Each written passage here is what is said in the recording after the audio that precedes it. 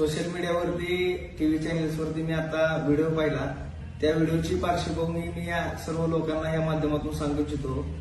मी एका लग्न समारंभावरून लातूर रोडकडे जात असताना रोहन सातपुते आणि त्याची बहीण हे लातूर रोडवरून त्यांच्या घराकडे जात होते.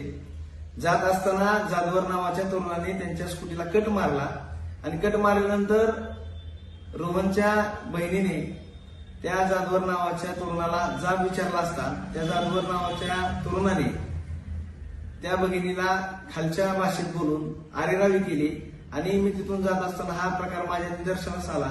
एका भगिनीची छेड काढल्यानंतर मी तिथं मध्यस्थी करायला गेलो असता त्या रोहनला त्या जाधवर नावाच्या तरुणाने ढकलून देऊन मारण्याचा प्रयत्न केला, परंतु त्या जाधवर नावाच्या तरुणाचा मिटवून न घेता एक भांडणाच्या मूडमध्ये असल्यासारखा तो तिथं वर्तवणूक करत होता आणि आमचे विरोधक किंवा राजकीय प्रतिस्पर्धींना माझ्यासमोरून तो फोन लावून इथं अशी घटना घडली सांगत होता. त्यामुळे ही घटना मी कुणालाही दमदाटी करण्याच्या उद्देशाने किंवा माझ्या गाडीला ओव्हरटेक केले अशा घटनेमुळे घडलेली नाही. माझ्या एका भगिनीला कट मारल्यामुळे ही घटना घडलेली आहे. तरी सर्व लोकांनी ह्याच्यामध्ये जो काय माझ्याबद्दल व्हिडिओच्या माध्यमातून एकतर्फी बाजू मांडण्याचा हा प्रयत्न